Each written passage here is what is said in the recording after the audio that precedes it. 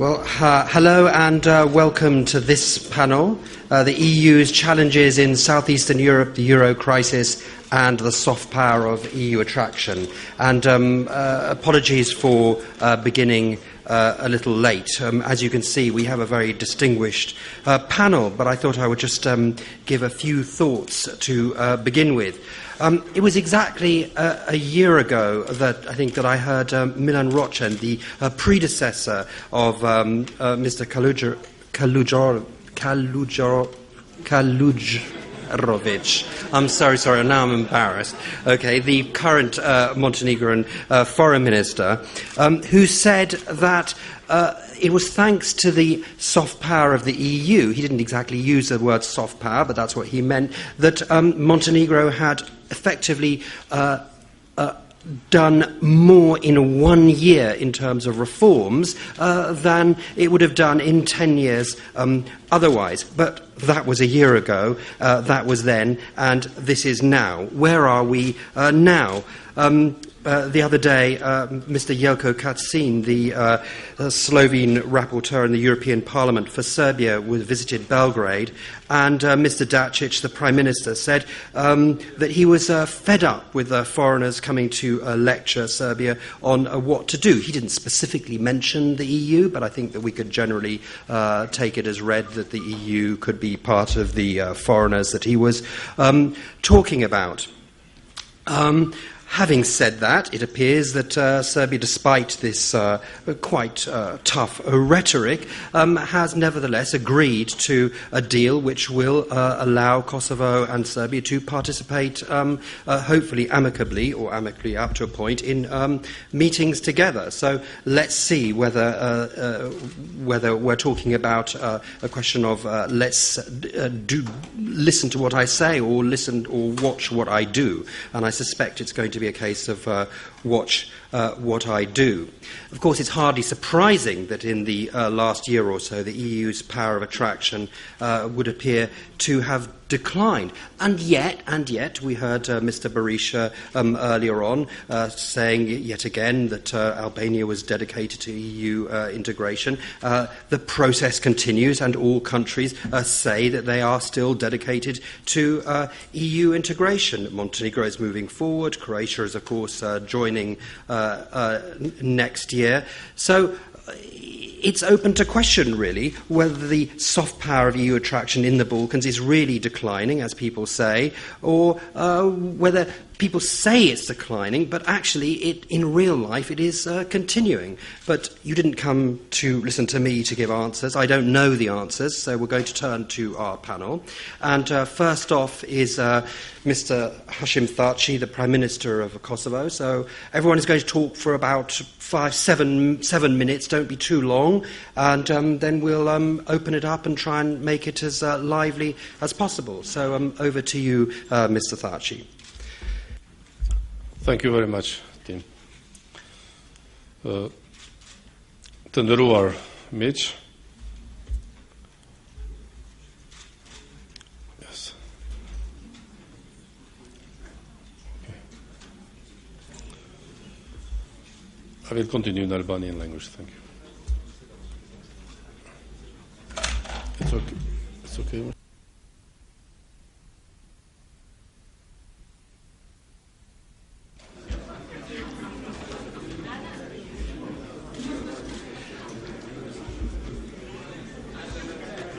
So I believe some of you have got headphones, and I think hopefully there should be some more outside for the translation. It's okay, no?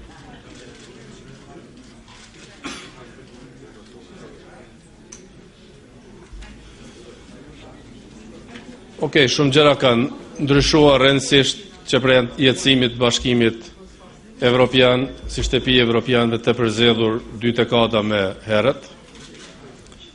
Duke mos dashur që të ripërsërisë të ndryshimet globale që ndodhen ndërkohë, multipolariteti pushtetor, ngritja e superfuqive të reja dhe relativizimi shumë të vjetrave, do të ritheksoj vetëm atë që mendoj që të jetë më rëndësi për Ballkanin perëndimor. Sa për qëllim të debatit do të vrejas mes tjerash themelimi i Bashkimit Evropian përmes lënies së shoqërive ballkanike, jashtë tij, ishte shkas plotësues për ndezjen e konfliktit të madh ish Jugosllav. Për më tepër, do të shtoja se qasja relativiste e këtij unioni të ri në ditët e para të agresionit dhe vrasjeve në Jugosllavi, po ashtu asistoi që kjo tragjedi të zgjas një dekadë të plotë. Përfundimisht,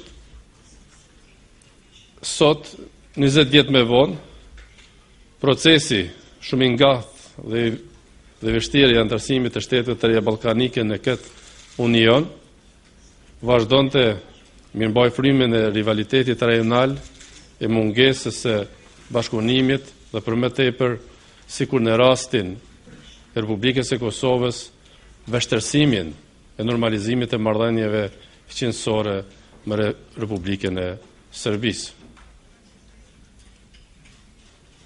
Në anën tjetër, sot është e qartë se fatkeqësisht dilemat ballkanike nuk përbëhen me majën e listës së të lashëve të udhëhecësve të Bashkimit Evropian. Recesioni i rënd ekonomik i cili si vjet mbyll vitin e 4, përplasje ndër evropianë rreth parime fundamentale të politikave fiskale, borxhet në lartësi, gati të pabesueshme të një numri të vendeve anëtare, të gjitha këto dëshmojnë për qaste të rënda të shtëpisë sonë të përbashkët. Sot të gjithë evropianët dhe aleatët e tyre janë të vetëdijshëm se stabilizimi ekonomik i unionit është një proces sa i rënd, aq edhe i gjatë. Këtu s'do mend se keqja e recensionit ekonomik është recensioni i fuqisë politike dhe rrëdhëmisht recesioni i vizionit ideologjik. Brenda NATO, problemet e brendshme janë zënë vendin angazhimeve ndërkombëtare, përderisa qeveritë konsumohen në mirëmbajtjen e mirëqenies elementare të qytetarëve të tyre. Shkurt, sot vështruar nga Ballkani, zëri i Brukselit, pothuajse nuk dëgjohet fare nga jehona deklaratave dramatike që vinë që nga Berlini, Parisi e Londra dhe tutje nga Athina, Madridi apo Lisbona. Dhe çfarë do të mund të mendoj, apo të thot në gjithë këtë vërshim të lashëve një qytetar i rëndopt nga perëndimi i Ballkanit.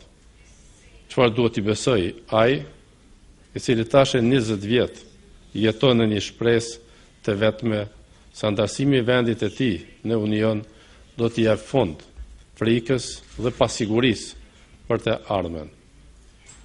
Pikërisht si qytetari i cili mbijetoi tragjedisë pa imagjinueshme jugoslave vetëm përmes shpresës se një ditë së paku fëmijët e tij do të jetojnë në shtëpinë e përbashkët evropiane, larg nga urrëtia etnike, përndjekje politike dhe varfëria ekonomike. S'do mend se vetëm gjë të cilën ai do të mund të pohoj me siguri të plotë është fakti se spaku, a edhe vendi i tij nuk janë përgjegjës për recesionin e sotëm evropian. Mirë po kjo s'do të thotë se a edhe vendi i tij nuk bëhen pjesë në grupin e viktimave të këtij recesioni. Mes brengave serioze të sigurisë, izolimit, pamundësisë së lëvizjes së lirë, kufive të hekur dhe aplikacione për viza në Kosovë, ai qytetar sot përballet edhe me një mbyllje të përditshme të vendeve, edhe ashtu të pakta të punës, me varfëri dhe skamje të ngjashme me atë nga 2 dekada më herët. E skamja që në urrëtia nis luftën. Njohësit e kujdesshëm të rrethanave ballkanike e dinë se ishte pikërisht kjo njëra ndër arsyet që shkatroi Jugosllavinë para syve të Bashkimit Evropian. Për ta dhe ne të tjerë që jetojmë atje, është fare një orë se teknologjia e cila i kthen shoqërinë në rrësirën e internacionalizmit pastaj sjell edhe probleme tjera. Kam prik se rikthimi i nacionalizmit etnik si program qeveritar tashmë ka filluar në rajonin tonë. Garniturat e politikanëve nga dekadat e përgjakshme janë ripopularizuar dhe po fitojnë edhe me garat zgjedhore. Një rajon jashtë të vogël si ky yni nuk i duhet shumë për të replikuar modelin e nisur në fqinësi. Sikurse edhe 20 vjet më herët, paqja dhe lufta janë barabarësisht të mundshme dhe të pamundshme në Ballkan. Fare pak duhet për të mizotruar njëra apo tjetra. Këtu me ironi do të përkujtoja se dy dekada më herët, Bashkimi Evropian nuk e kupton të thellësisht rrezikun që i kanosej kombëve të ish Jugosllavisë, andaj nuk veproi fuqimisht. Sot jam i bindur se këtë rrezik e kupton thellësisht, por se fuqia e tij vepruese është tashmë në recesion. Të nderuar miq, si të dilet nga kjo situatë, cila është zgjidhja që ne, liderët rajonal, duhet ta deklarojmë qytetarëve tanë. A ekziston dhe cila shpresa e tyre?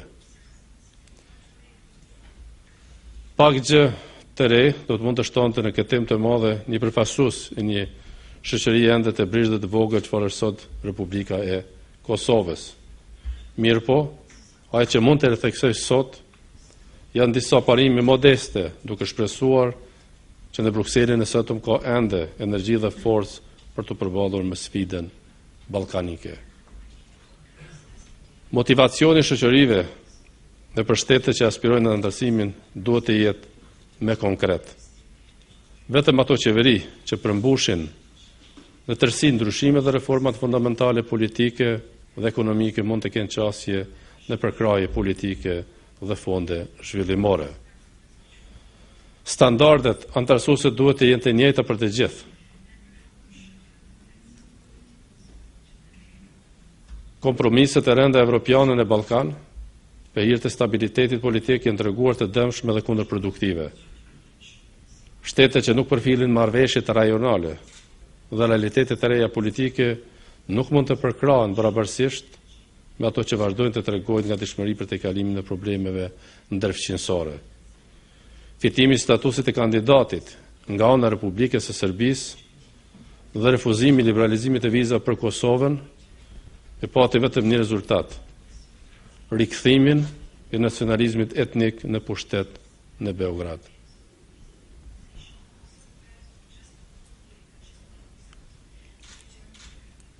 Pastaj, luftimi i krimit të organizuar dhe korrupsionit mbetet ende një sfidë e vështirë dhe komplekse pothuajse për të gjitha shtetet e rajonit. Në këtë aspekt, sloganet mbi ngadalësinë e drejtësisë nuk mund të shërbejnë si arsyetime, pikërisht nga shpejtësia e reagimit varet edhe nga suksesi në këtë luftë. Përfundimisht, izolimi i një populli të tërë, çfarë është rasti me banorët e Kosovës, tashmë është i pabesueshëm.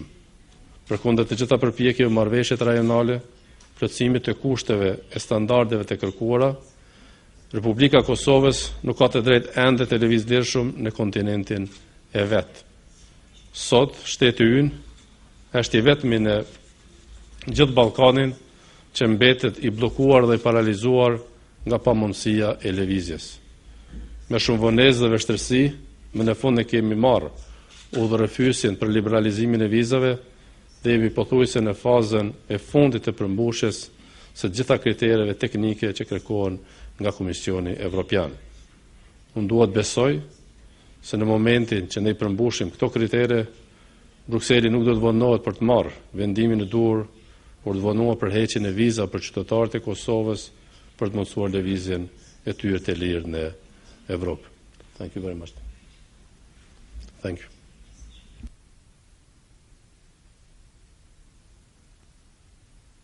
Thank you very much. Before we move on to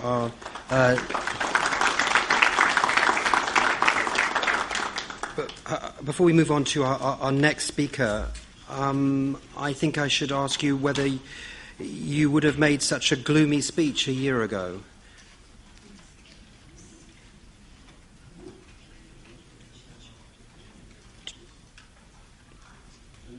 I'm asking, just one quick question before we move on to our next speaker.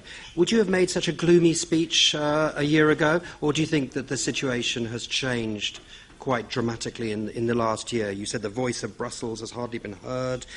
The result of candidate status for Serbia was ethnic nationalism returning, with quite a kind of hard-hitting, gloomy speech.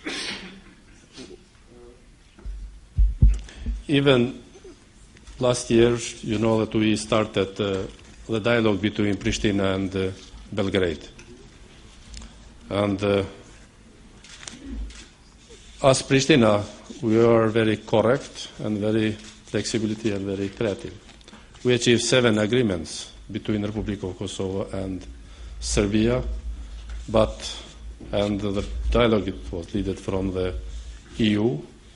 Most of the agreements, particular regional cooperation and IBM, they don't started to implement. Okay, they participate in the dialogue, they tell the right things in Brussels, they agree, but they started never to implement things. But they win, again, from Brussels, and for Kosovo, the things are delayed. Okay, we lose not so, but again, I think it was time to move for Kosovo faster. But this is Europe's loss of influence, do you think? I don't think it's lost influence, but Brussels can be more active and more productive and more effective in the region, and to respect for everybody the same standards. Okay, we'll come back to that, no doubt. We're now going to move on to Nikola Popovsky, who's the Foreign Minister of Macedonia. You've been in the EU waiting room for, well, I was going to say as long as I can remember, but it's a little bit less than that, but it is quite a long time. So over to you. It is as long as I remember, in any case. Thank you very much. It is a great honor to have to be able to address this panel, and I think that the title is quite conducive. I have fixed myself on the Euro crisis and the soft power of EU attraction. And a week ago, had a really perfect speech written by my cabinet, and then someone ruined it.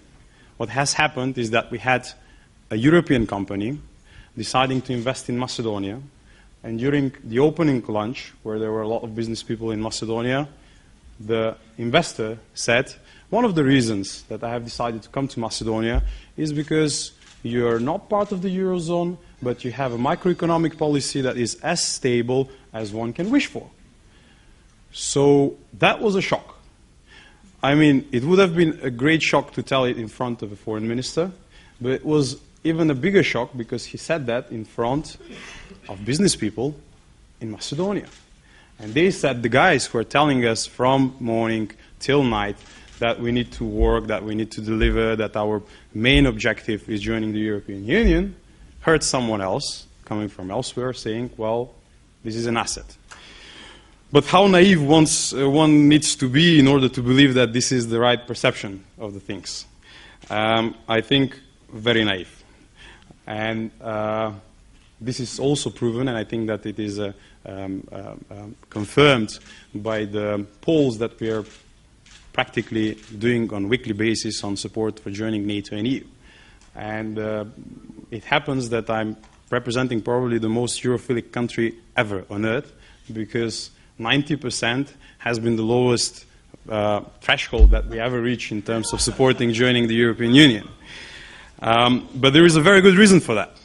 It's not as naive as one would think about. If we go really to the basis, what does Europe aspire, and what has it aspired some 60 years ago when people have started thinking about European integration? It was about the peace project, and it was about rule of law and democracy.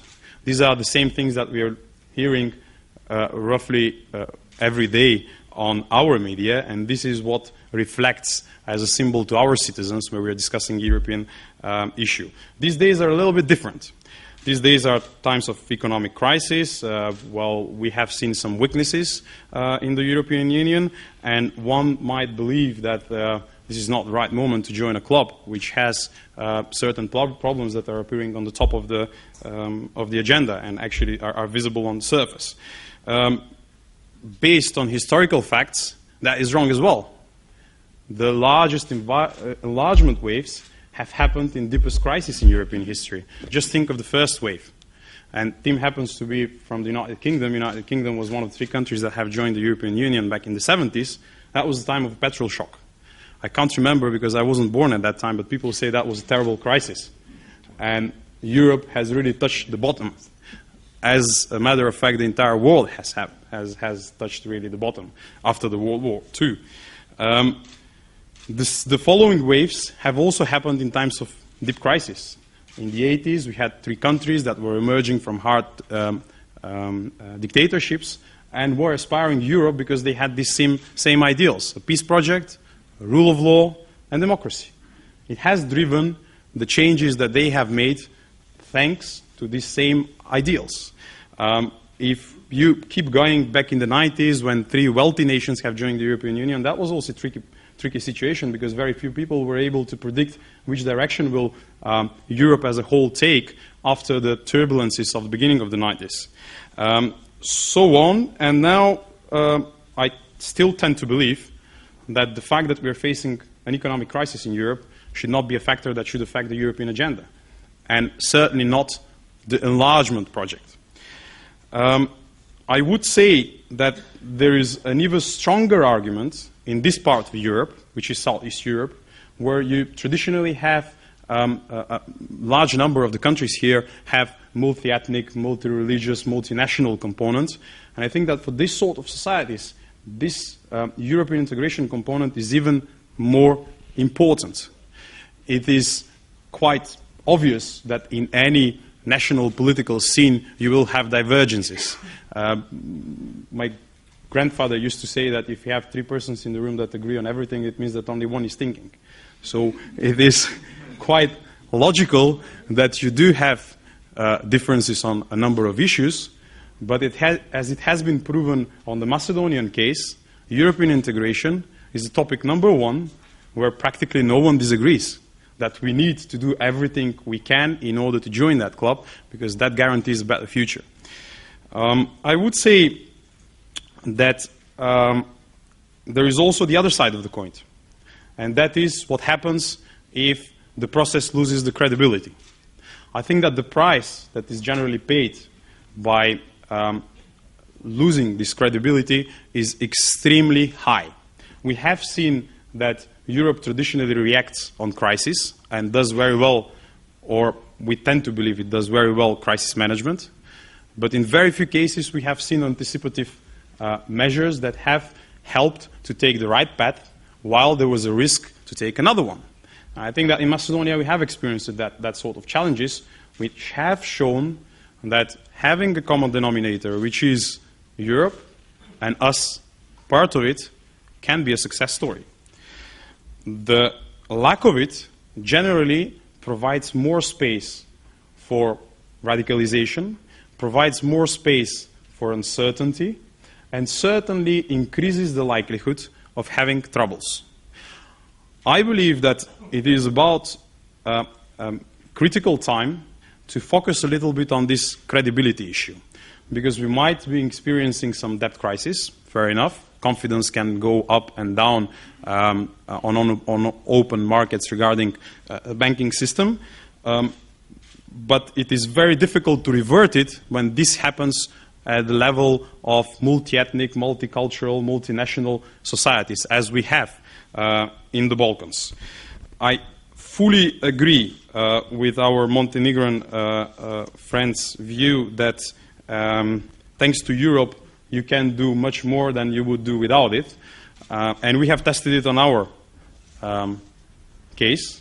And I would say that even though, as some people tend to make jokes about the length of our candidate status or the number of times that we have a repeated recommendation to start accession negotiations, even in this sort of situation, we are probably doing much more than any time before. Even more important than that, we are probably in a very particular case of doing a lot of reforms for ourselves. In the Balkans, we have developed expertise in ticking boxes for Excel sheets that need to be delivered in Brussels and sent back to the capitals in order to make the evaluators happy. But the most complex task is to do something which is generally a very painful and very difficult reform for the sake of yourself. And that is probably the only positive thing in being stuck in the waiting room for a very long period of time. Because at once you hope for some light at the end of the tunnel. It can go on for a certain period of time. But if you don't see a light at the end of the tunnel, then you start wondering, what am I doing and why am I doing that? We are right now in the phase where we have started a high-level accession dialogue with the European Commission. A typical Brussels invention, which is not in the textbooks, but it is the only modus that will allow a country that is unjustifiably stuck in the waiting room for a very long period of time to keep the momentum and to be able to deliver results on very substantial and very important items. And that is what we are precisely doing. Our objective is not simply to get a recommendation from the European Commission, but because this is something that we are getting for a number of times and still at the Council because of a lack of willingness to support by a member state, we are not able to step forward with the accession talks. We are doing that because, number one, reforming your judicial system makes your citizen happy. It is something that your taxpayers are expecting from you, and it is the only chance that you have in order to attract foreign investors in a country the size of ours, meaning 2 million people, with very limited resources, no gas, no petrol, no ore or anything in terms of commodities. So the only asset that we have is business environment. And thanks to this agenda, we focused ourselves to business environment, we have focused ourselves to reforming the judiciary, and to take these reports that we are regularly getting either from the European Commission or, for example, from the World Bank in terms of World Bank doing business reports, checking everything that we need to improve, and with each year trying to be better than the previous one. That meant in 2006, I was representing a country that was at the 107th place on the World Bank list in terms of easiness to do business. Today, Macedonia is at the 21st position, 16 member states behind it. I will just round out by saying that we shouldn't lose the hope by the fact that Europe is facing some crisis, but we should rather focus on the opportunities that are laying in front of us, even in a situation where you have an unjustifiable blockage of your European and Euro-Atlantic integration process. Thank you very much. Thank you very much.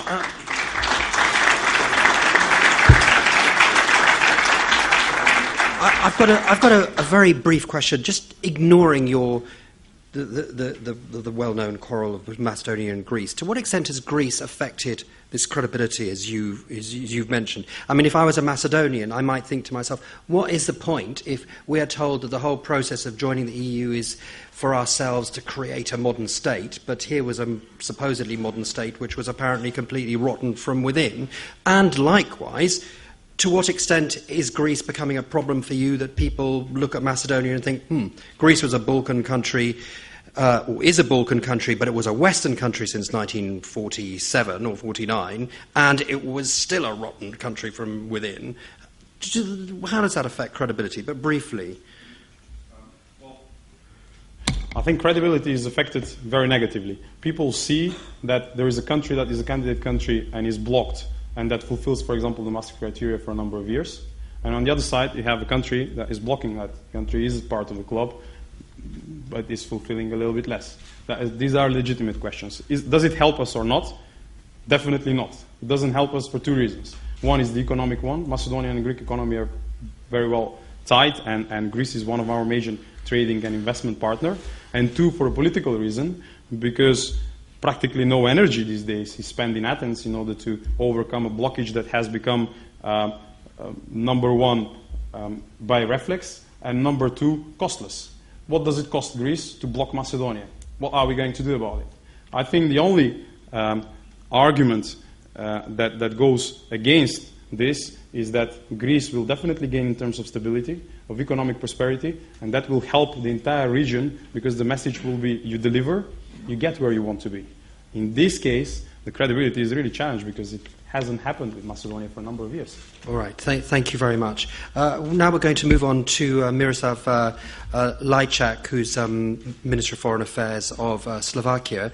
But I don't think that anybody is better placed to talk about this from a kind of global perspective than Mr. Lajčák, having been, if I'm right, ambassador in Belgrade, helped overseen the Montenegrin independence referendum, been the High Representative and EU Special Representative in Bosnia-Herzegovina, and until recently the head of Western Balkans at the EU's External Action Service. So you've seen it in a way from Brussels, from a national capital, and from the region. So over to you.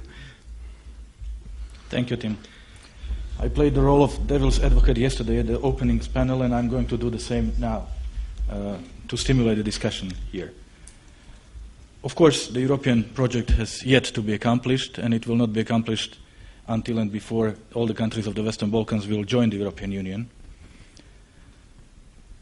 At the same time, I disagree with the notion of soft power of European Union declining, and I would also argue against the question that was put to us, to panelists, namely, how can enlargement policy be further developed in order to push the countries of the region to align themselves quicker and more efficiently with the values and standards of the European Union? And I would rather put it the other way around. What can the countries of the Balkans do better to align themselves quicker and more efficiently? It's about development and prosperity. And first and foremost, it's about hard work and about determination. It's about reforms.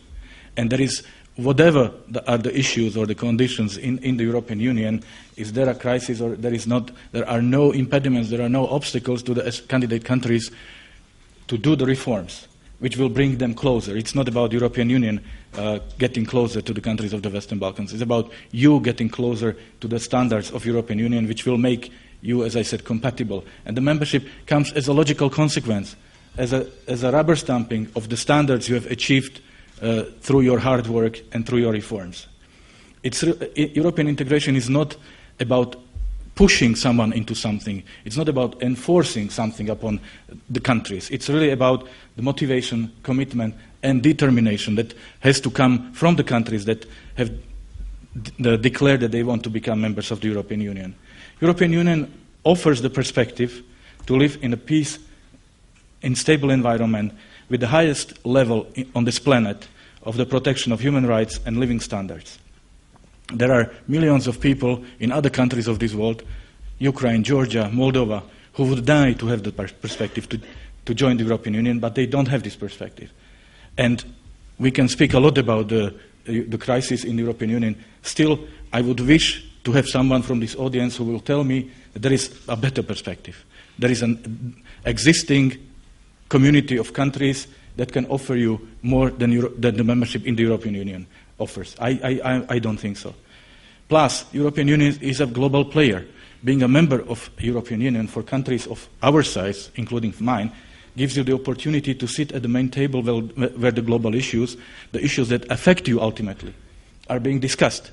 Here I would quote my friend, the Polish Foreign Minister Radek Sikorski, who keeps saying, if you are not at the table, you are on the menu. And this is exactly the relationship between the countries of the European Union. I do wish you to disappear from the menu and to be at the table. We've been on the menu long enough, so I know what I'm talking about. Now, the notion about enlargement fatigue, I don't believe in it. Again, because of Croatia, because of Montenegro. Croatia just made it, and Montenegro just started accession negotiations. Why? Because these two governments convinced 27 members of the European Union that for them, the membership in the European Union is the number one ultimate priority. And not only by official papers, but by the way they are organizing life in their societies, by the way they are treating different issues. The European Union accession process is not about meeting technical criteria, but it's about how you run your societies. And the reward will come. And sorry, Nicola, I mean, you have to convince 27, and we've discussed this million of times.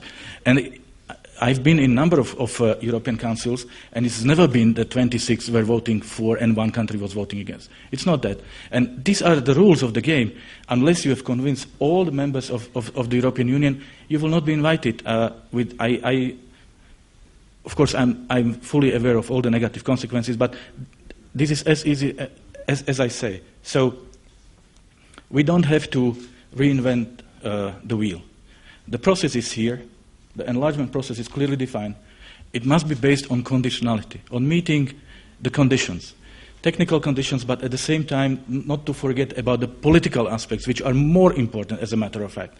It's about technical process. It cannot be something that runs separately from the ways the societies function. This is we must forget about a weakening of criteria. We must forget about any shortcuts, because it will damage the countries of the region, and it will ultimately damage the European Union, because, again, it's not something that the European Union owes to the countries of the Western Balkans. We must not forget that it's not one-way street. Every new member must have the capacity to make the European Union stronger and more efficient. That means we have to be sure that with the acceptance of each new member, we are going to function better and not worse. So, and you have to prove this to us, that you are capable of doing this. So all the answers to the dilemmas we are facing in the region must be found in the countries of the Western Balkans, not in Brussels or in Washington, D.C. Of course, it takes two to tango, it takes two to the enlargement process. European Union has made a number of mistakes in this process, and we are talking about these mistakes. We have to keep the process credible. We have damaged the credibility of the process because of a number of mistakes. We have to be consistent. We have to speak with one voice. You cannot receive different set of messages from Berlin, from London, from Paris. Is it quite often the case? We have to stick to our own agenda, to our own rules of the game. If we want you to respect our rules of the game, we have to make sure that we respect them as well. That means we must resist the temptation to come up with new additional conditionalities for different countries which are not part of the Thessaloniki agenda. And we must be ready to help you, and that's what we do. But again, knowing and understanding that the bulk of the work, the homework, must be done at home. So I hope I managed to stimulate the discussion now. Thank you. I'm going to ask you a very big question, and hopefully you can answer it in 2 sentences, and this will prove your genius if you can do it. Vesna Pusic, I think, once said that the EU that Croatia will join next year is not the EU it thought it was joining when it began the process. When the Montenegro comes to join, when the other countries come to join, can you look in your crystal ball and tell us what sort of EU will it be? Will it be one EU or a 2-tier EU or what? It will be one EU, that's clear. It will be more integrated EU. It will be more demanding EU from the new members. Of course, the EU, we were joining the EU of 15. You have joined the EU of 27. The Montenegro will be joining EU of 28, 29, we'll see. Plus, it will be EU after the crisis. That means EU that has drawn lessons from the crisis, EU that will even more insist on the efficiency and functionality, on the good, strong performance of the new members. So, in other words, you don't see a kind of a divergence into a kind of 2-tier with a Eurozone core and an outside? I'll leave this up to you. We're here to listen to you. Okay, well, fine. If anyone else would like to pick that up later on, then you can. Now on to Nebojša Kaluđerović from Montenegro. How does it look from Podgorica? And maybe you could just kind of add something about, if you wish, something about your thoughts in Podgorica about the euro. Are you worried about the fate of the euro and what that might mean for Montenegro? And do you have secret plans for a return of the Perpa, or what are your the previous currency for 1918 in a secret drawer, just in case? Well, we still want to stick to euro for the time being. Thank you very much. Thank you very much. I would like to thank the Slovenian government and the organizers for inviting me to attend this important panel. Especially, this is the first time that I attend this important conference in my new capacity, and to be allowed to share some thoughts about this thought-provoking issue, and not just this one, but all the issues that we discussed yesterday and today. Well, Tim, thank you very much for reminding us, or for quoting my distinguished predecessor, Mr. Milan Račan, who said that without EU soft power, Montenegro would not be able to put 10 years into one. Well, he may exaggerate a little bit, but on the other side, let me just remind you, last time when we met, that was on the very day of the Montenegrin referendum. That was a little bit more than 6 years ago. At that very day, had anyone told you that Montenegro would be today in front of the NATO and opening negotiations with the European Union, I don't think you should easily agree with that statement. But that happened. That happened certainly partly or mostly because the EU soft power. We are very, very thankful for that. Miroslav, you are absolutely right. It is number one priority of Montenegrin government, and it is going to be in the coming years, no doubt about it.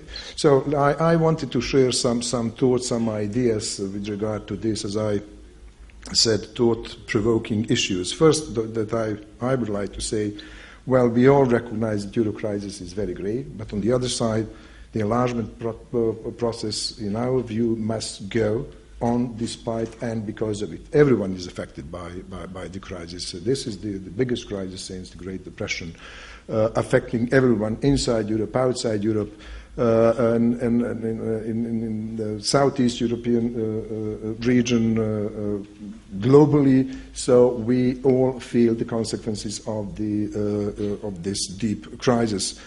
At the same time, I dare to say, maybe it would not sound realistic, but I dare to say the continuing enlargement process would contribute to the strengthening of the European Union, and it may make EU stronger. The time of crisis, as mentioned several times here, produces other opportunity. This is another one. There is no strong Europe without having the Southeast European region as a full-fledged part of that. On the other side, we, the aspirant countries, can serve as a reminder of the European attraction, and that is something that is important when we talk about that. No matter what are the problems that the European Union is going through. When you talk about that, what the European Union might look like at the time when Montenegro gets very close to that, well, I would say that as far as we are concerned, the destination is not as important as the direction, and that is something that we will follow. That means all the reform. We spoke about reform yesterday. The most frequent word and today that we heard is the reform from structural to all the others. We are going through the process of reform in Montenegro on a daily basis. It is true that there must be strong political will. There must be all the parts of society united. And that is, I would say, case in Montenegro. The government is strong in pursuing European and Euro-Atlantic policy, Parliament as well. As far as European Union integration processes, we have consensus, civil society, media, NGOs, the whole society. That is the first priority. Second point that I want to make is that the EU, with its soft power, is still, and I hope it will be, a driving force in the region, in Southeast Europe.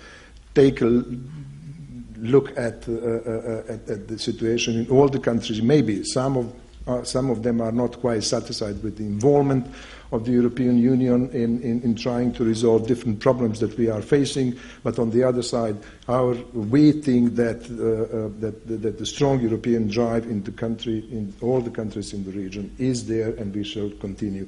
Enlargement policy of the European Union is not as high, I would say, as it had been before the crisis, but it is still there.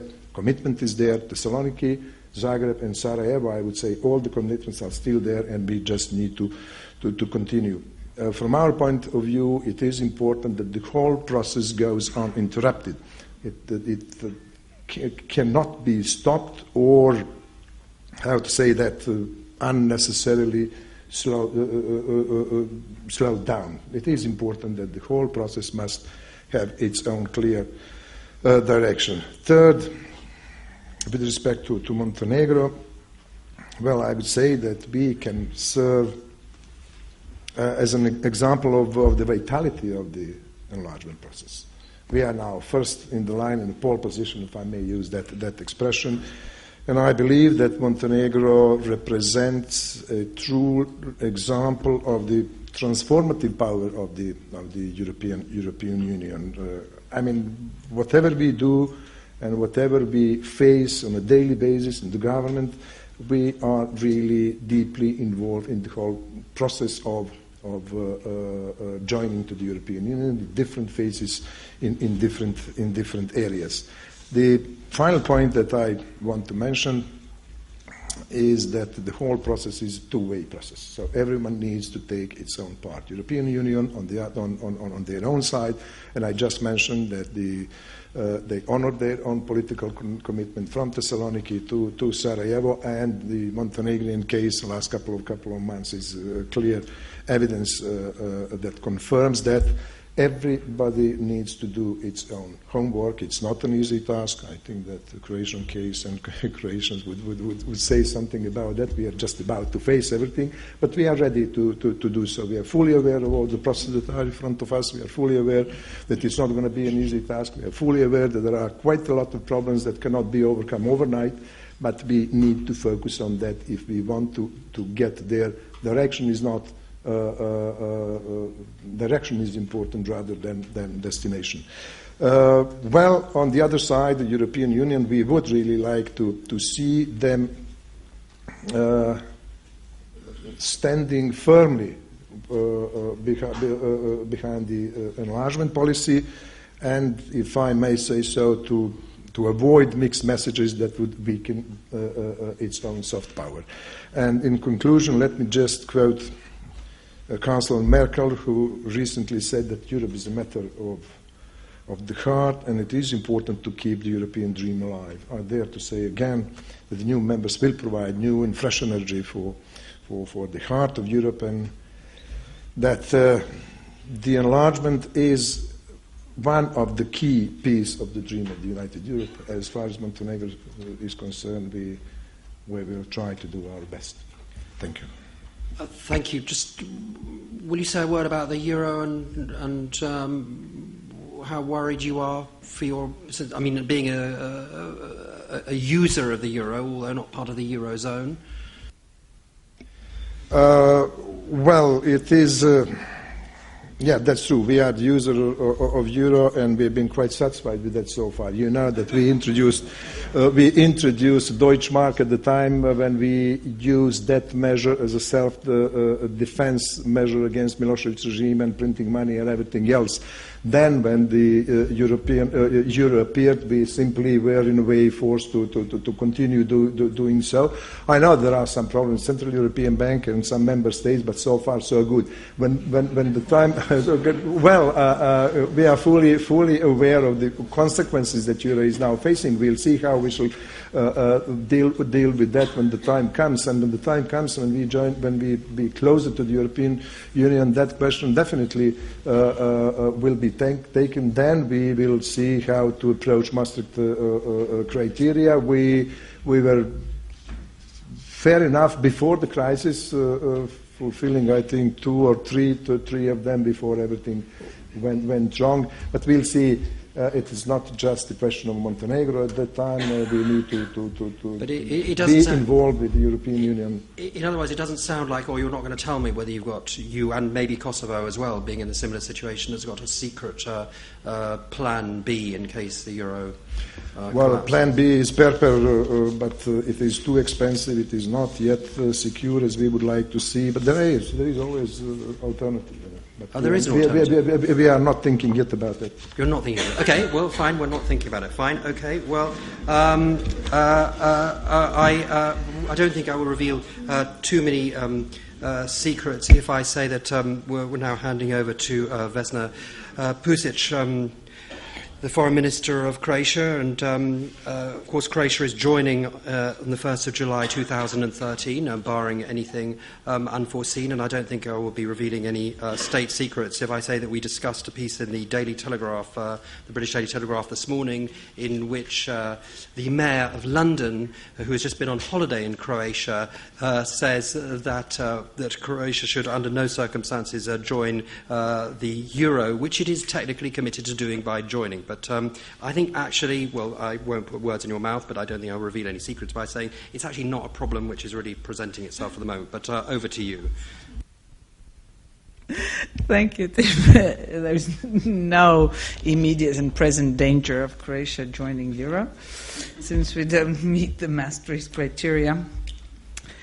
But let me use this opportunity to thank our Slovenian friends and neighbors for organizing this and for inviting us, and also giving me this chance, and if I may, I will use it, not necessarily to speak very formally as the foreign minister, but maybe to add or to contribute a little bit to the debate. And since Miroslav has also used this opportunity to possibly steer the debate, I will try to just say a few things that I think are at least worthwhile considering. The first is that I think the influence or the effectiveness of Europe's soft power, or any power, is directly related to the blackmailability of a given country. In other words, how can they blackmail you into anything? Only if you really, really want it. If you're not sure that you want something, it's not easy to make you do something that's hard and complicated and difficult in order to win something that you don't really want. So the importance of this Europe project and its effectiveness in initiating reforms, I think, is really directly related to how much individual countries want that and want to join the European Union and have a consolidated opinion. There are two, I would say, groups or types of people that need to really want it. One are the political elites, and the other is the society. Because maybe unlike any other project, this project and its success depends very much on the support of the public opinion. And joining European Union against your own public opinion, I think, is impossible. Unlike many other things. Unlike maybe the essence of political leadership, where almost always at the beginning you don't have, and this is, I would say, the reason that you need leadership, you don't necessarily have mass support. But over time, you win people over for new ideas and new goals and new perspectives. In this particular case, I think it's almost impossible. And technically, it's definitely impossible because in most countries, people ask for a referendum at the end. So even not only psychologically, but technically, it becomes impossible if you don't have the public opinion behind you. I've said many times, and I will repeat it again, I strongly believe after this entire experience, and it will take us exactly 12 years and 4 months between the moment we ratified the Association and Stabilization Agreement in Croatian Parliament and the date of entry. So it's a lengthy process. I always thought, after this whole experience, that it was primarily about state building and secondarily about joining the European Union.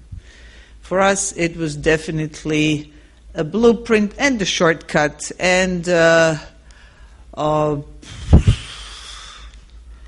sort of manual in building institutions and strengthening institutions, or at least laying foundations for some institutions in Croatia. As everywhere else, in Croatia also, the attitude in the public opinion towards the European Union changed over time. I think it's changing and tends to change in all of the Balkan, Western Balkan, Southeast European countries of our region. I would say there are two important elements that influence the public opinion's attitudes towards the membership in the European Union. One is the distance between the country and its membership. The further away a country is, the greater the support. And the other, support depends on the perception by the general public and by the political elites of the possible alternatives. If there is a perception, regardless of how true that is, but if there is a relatively widespread perception that there are attractive and viable alternatives, then the support will probably be lower than if there is a perception that the alternatives are pretty scary and certainly not as attractive as the membership in the European Union. A lot, from our experience, a lot of this EU accession process is about social psychology.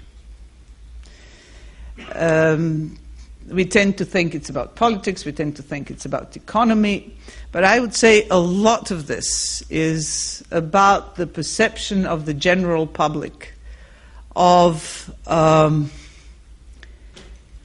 sort of having this chance to, in a way, guarantee long-term stability, which in our part of the world is extremely important. But also the perception of the general public of how much we are welcomed, or a country is welcomed, or a society is welcomed. So people of a country are welcomed within the European Union. And here, our experience, and your experience, guys, is different, and is going to be different from, for instance, Slovenian experience, and the first batch, and Slovak experience, and the first batch of East European countries or former communist countries that joined the European Union, because they joined at a different time in history and at a different time for the European Union. I would say that they were perceived as the sort of last shot into the heart of the Cold War. This was the big reunification of Europe. Europe was rich at that time. There were no particular financial problems. Everything was on the up and up.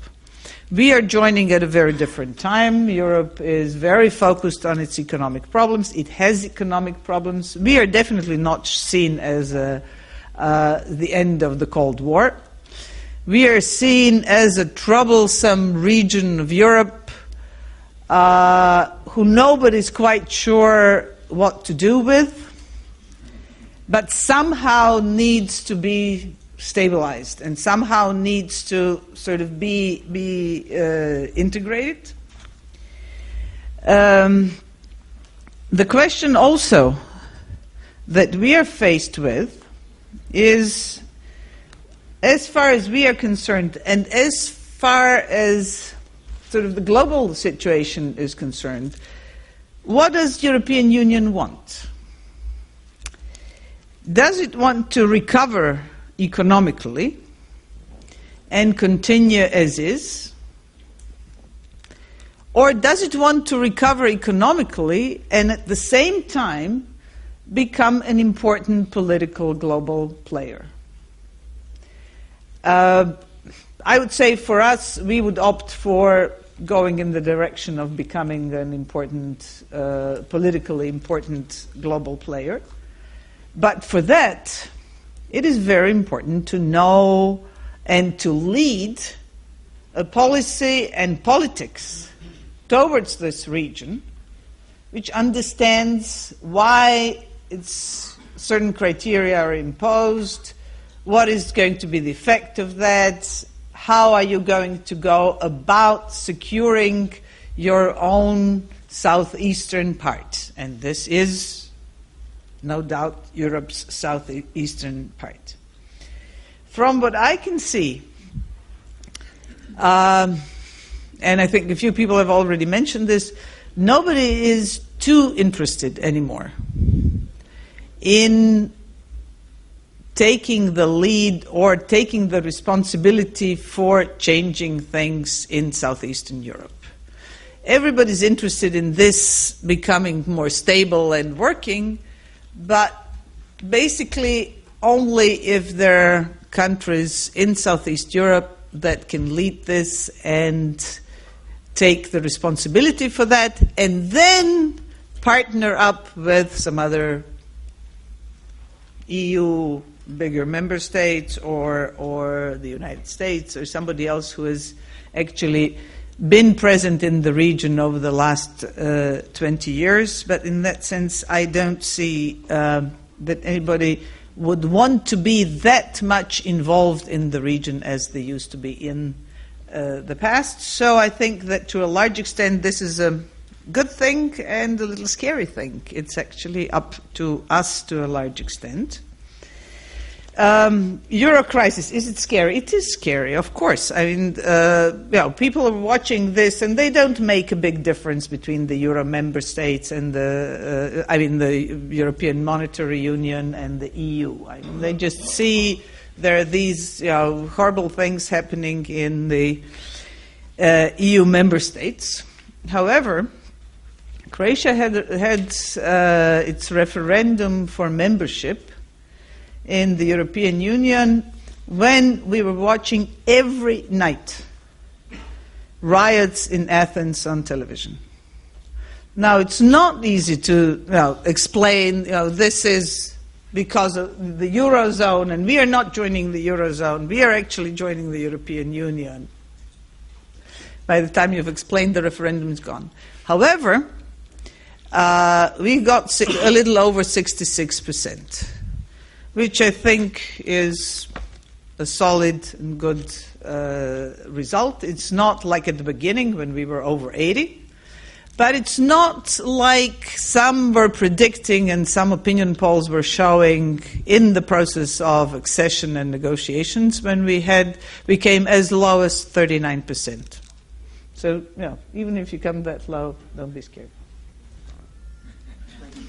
Thank you very much, and that's a very good point to end. I'm not going to come back to you now because I'm quite conscious that we're running a little bit behind time. We've got a bit of an extension, but not too much. There was one panel yesterday, I think, when somebody said it's strange that no one's mentioned America, but now we're going to mention America. Eric Rubin, Deputy Assistant Secretary of State for European and Eurasian Affairs, come in Washington. What does it look like from where you're sitting? Well, thanks a lot, Tim. And I am very conscious that we're running late. I'm also conscious that I'm the last speaker on a panel, and after so many insightful comments from so many distinguished speakers, so many distinguished colleagues, I want to keep it brief. I also know you want to allow some time for discussion, so I'll just offer some brief observations on how things look from across the Atlantic. I think the first point that I want to make, and I think it really covers everything we're talking about today, is the fact that the United States has been a committed supporter of the project that is European integration since the very beginning, since the 1950s, every step of the way, without any second thoughts. And as a matter of fact, at one point, the fact that we were such strong supporters of European integration was cited as a reason to oppose it by some Europeans. I hope there are not too many people still using that as a reason. There may still be a few. But the key point that I think is really important to make is from our perspective, we don't just believe in the EU as a concept. We don't just believe in the EU as the union that it is now, but also for all the reasons that it is beneficial not just for the member states, and that's, I think, goes without saying, but also for all the soft power reasons that Tim referred to in his introduction, for all the reasons that it has helped make the wider European and Eurasian space more peaceful, more prosperous, and has served as a huge positive impulse and incentive for reform, for restructuring, for democratization, and as a force for free trade and free travel. That is just indisputable from our point of view. It's something that sometimes I think we lose sight of when we hit rough economic times and rough economic waters like we're in right now. But I think from our perspective, it is critical not to forget that, and we certainly have never had second thoughts about that. We do recognize the difficulty of this moment. Our prime approach right now is to support the Union, to support the member states as they deal with these tough choices and tough decisions. We understand that there are important choices made about restructuring. We understand that the whole question of the Eurozone has to be looked at very carefully by the members. But we feel very strongly, again, that the basic concept is sound. It's something we support to the extent we can as outsiders. This is something President Obama has expressed at all the G8 and G20 meetings. We want to do everything we can to support.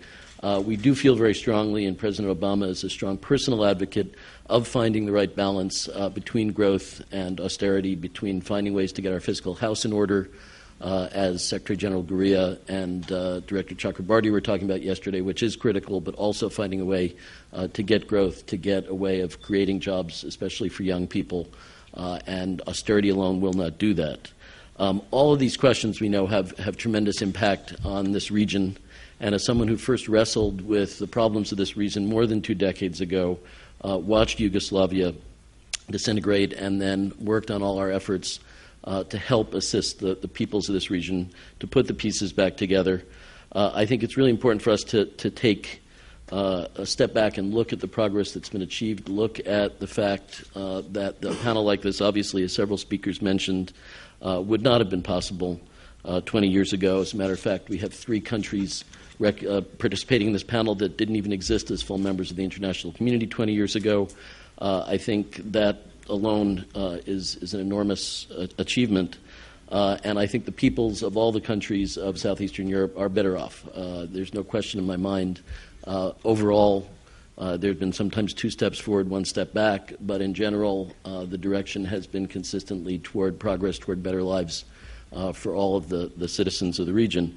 We do recognize that there are serious, not just problems, but even future storm clouds ahead, and we recognize how tough it is actually for people in their day-to-day lives dealing with the economic dislocation and the other consequences of this very serious crisis, which, as Secretary General Gurria said, is really certainly the worst of our lifetimes. There's no question, and nobody is downplaying that.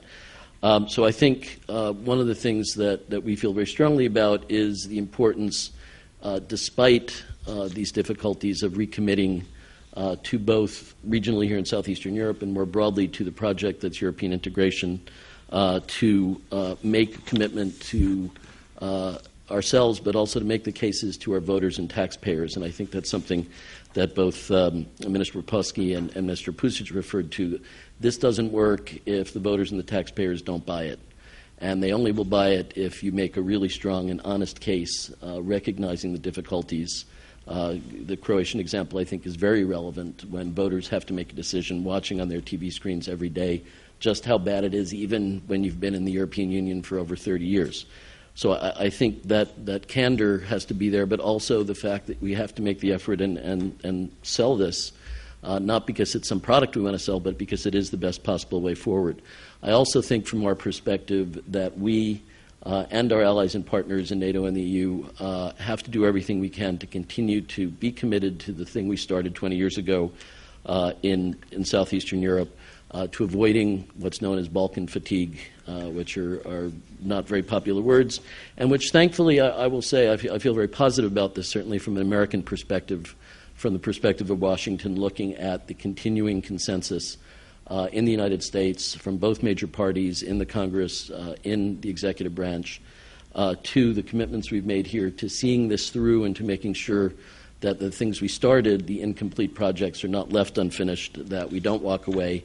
I think that's a case that EU, NATO member governments have to make to their own voters and taxpayers as well, again, because of the critical importance not just to the states of the region, but to everyone else. I think it's also important as we look ahead to remember that there is a lot of unfinished business. We do hope the year ahead will see progress in some of the areas that my fellow speakers have mentioned.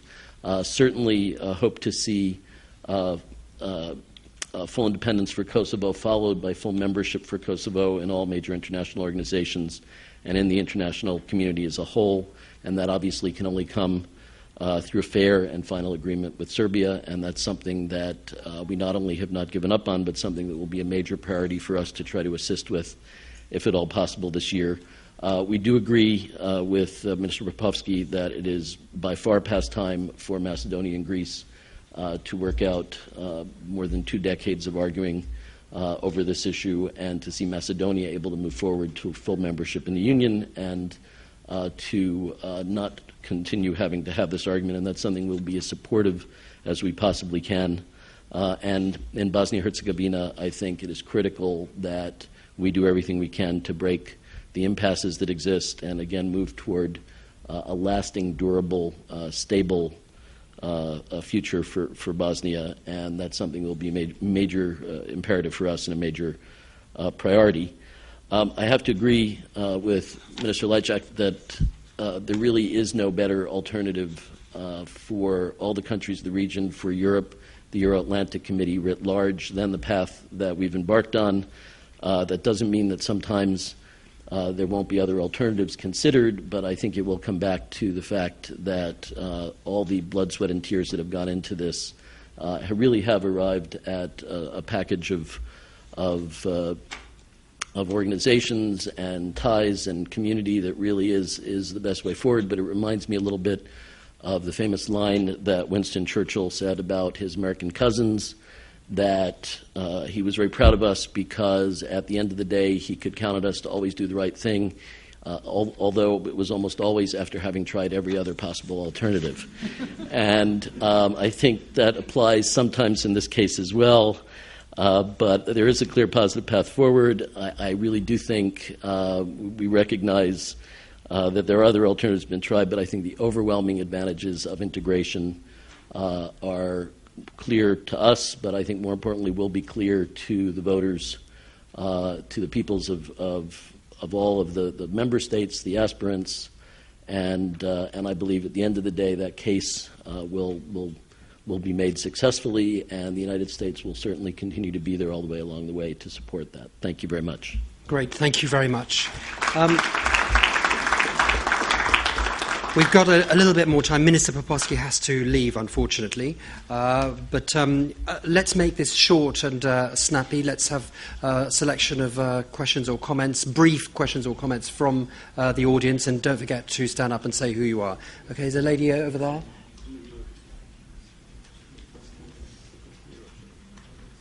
Please keep it quite short because we haven't got much time. I'll try. I'm extremely sorry that no one from Bosnia and Herzegovina's leader is here actually on the panel. My name is Anja Gengo. I'm studying law at Faculty of Law, University of Sarajevo. That's why I would like to ask to Mr. Lajčák to elaborate a bit about Bosnia and Herzegovina's role when it comes about Western Balkan and when it comes about, first of all, economic development. And also I have another brief question for Ms. Pusic.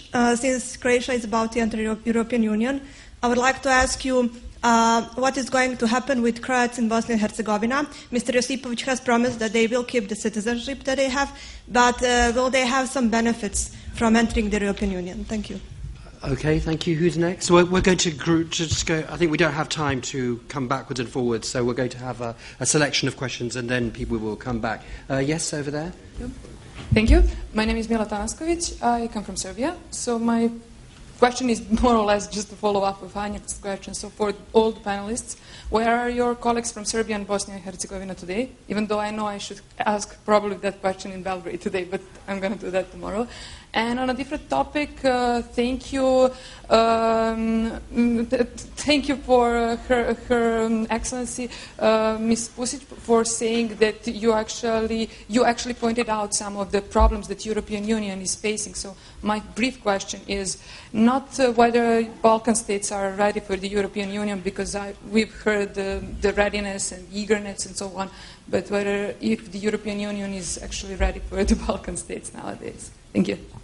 Okay, who's next? Gentleman over there, thank you. Thank you. I'm Michael Webby, the ambassador of the Arab League in Vienna.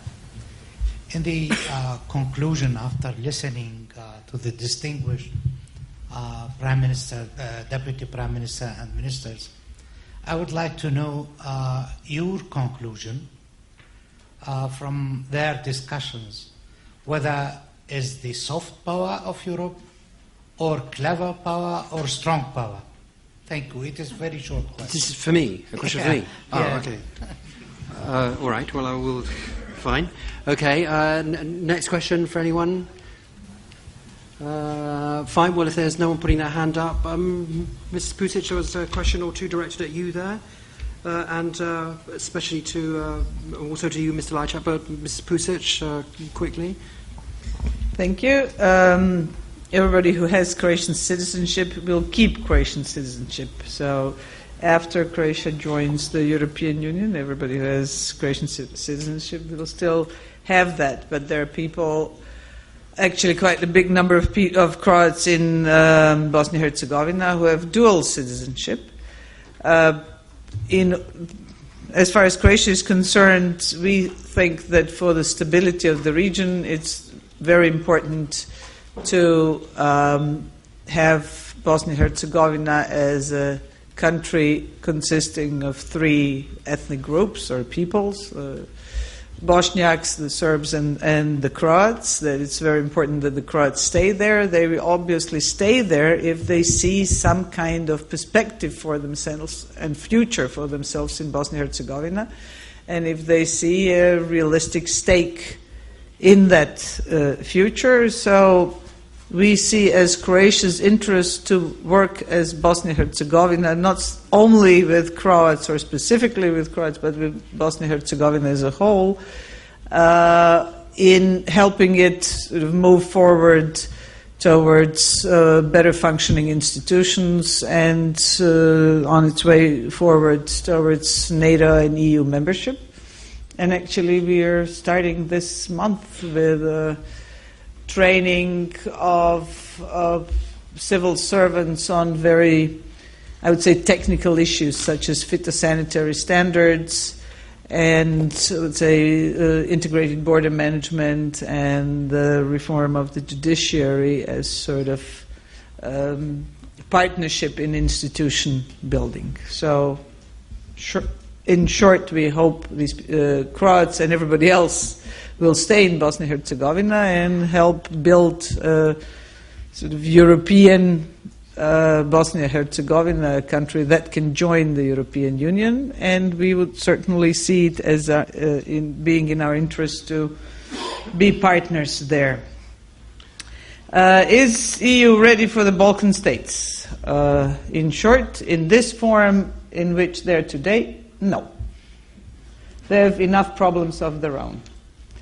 But the Balkan states actually, I think, have, for us, this is the best bet. And we have a chance, and Croatia has gone through this lengthy process. Everybody else now has a chance to actually go through the reforms which makes our states a little bit less heroic and a little bit more functional, which I think is always useful, and through that also then eventually ready for the EU membership and more digestible for the EU. Miroslav, that question I think was directed at you. Is the EU ready for Balkan states? Sure, of course. But I said under what conditions? Just to make sure that you are contributing to the overall performance of the European Union. And once you've done once you've managed to convince the member states, as Croatia did, of course you are welcome, because European Union is probably not the fastest institution in this world, but it's definitely solid and sticks to its commitments, and enlargement policy is one of the commitments of the European Union, and therefore we are honoring our commitments. And on Bosnia-Herzegovina, it's almost impossible to speak about Bosnia-Herzegovina and to be brief at the same time, but I'll try. You have to, you have to. Yeah, I know. Look, we spent years when the international community was telling the citizens and politicians in that country what the country should look like. Now we have moved into the stage when they are trying to make decisions. Right now we have a mess in the federation, and Mr. Dodik misses no opportunity to point out to this in order to stress the point that this is not a viable state, which is something I disagree with. I would say as long as the processes are respecting the constitutional framework and the European democratic standards, let them be, let them go, and ultimately there will be something that will be agreed by all the political leaders. And there is a symbolism in having the High Representative Valentin Inzko in the room, because he has his enormous powers, but he's sitting quietly because he's using his powers to protect rather than to enforce. And I don't think it would be a good sign for Bosnia and Herzegovina if he was the main speaker here, speaking about what Bosnia and Herzegovina should look like 3, 5, 10 years from now. Okay, thank you. The question directed at me, I think that I agree that it's simply just better to be inside the tent than outside the tent. I think it's encouraging that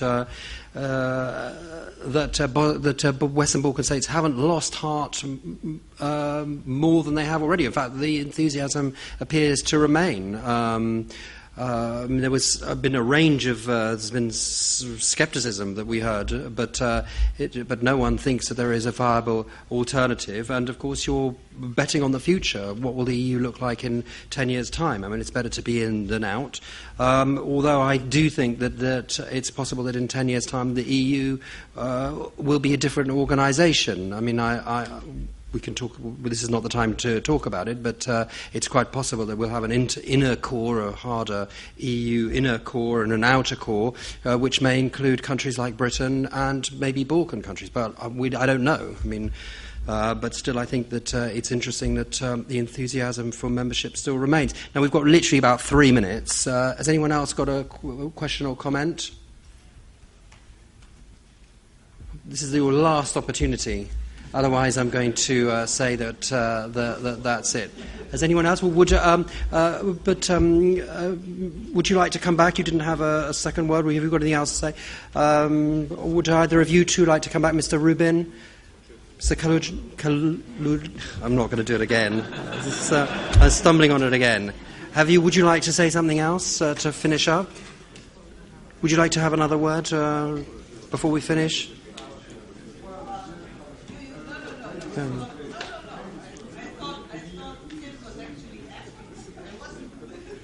No. Well, either of you, if you have any final words, if anyone wants to make a final word, if there were no more questions. Oh, actually, sorry, I'm sorry, we do have a final question. So, just last question over there. It's Mario Hirsch. I come from Luxembourg. I'm active in the EU security fronting attempt to come up with a EU security policy based in Paris, but I'm from Luxembourg. Now, Tim, I take you as a support compared to a similar roundtable we had last year. There are some items that have not been mentioned at all. Last year and the previous years we were talking quite a lot about the need to improve infrastructure, to improve mobility among the people, especially young people. I'm struck this has not been mentioned. It has been mentioned in the first young people's discussion, but not in this roundtable. So is this gone? Is there a certain disillusionment about improving anything as far, for instance, railway infrastructures goes, which needs, of course, heavy investments? That's my question, basically. I suspect that in half a minute that's going to be quite a tall order. Has anyone got a very brief comment about that? Mr. Thaci, would you like to comment about infrastructure, since the biggest infrastructure project is in Kosovo, as far as I know?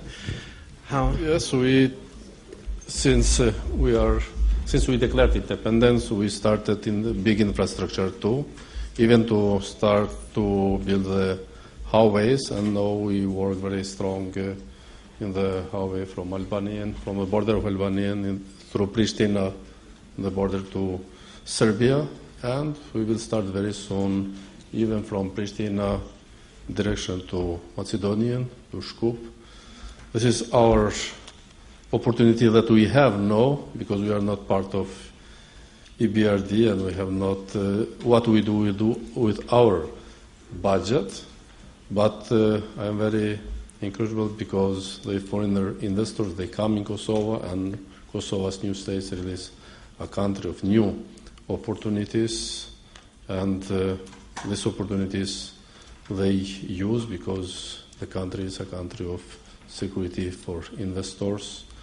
Of course, we need to do more, but we are, as a country, the last us free from Serbia, and the last that we declared independence.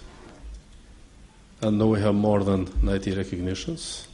We work very strongly for the visa liberalization. I hope it's very important, even these 5 not recognition countries of EU, they support EU perspective, is unanimity in Brussels. And I think we are in very good direction for integration and for economic development too. Right, well, thank you very much. And I would like to apologise. We were starting late and things have got a bit crushed, but I think that there's been a lot to, you've heard a lot, and there's been a lot to think about, even though we haven't had as much a discussion as I would have liked. But such is life. So I'd like to say thank you very much to all of our distinguished panellists.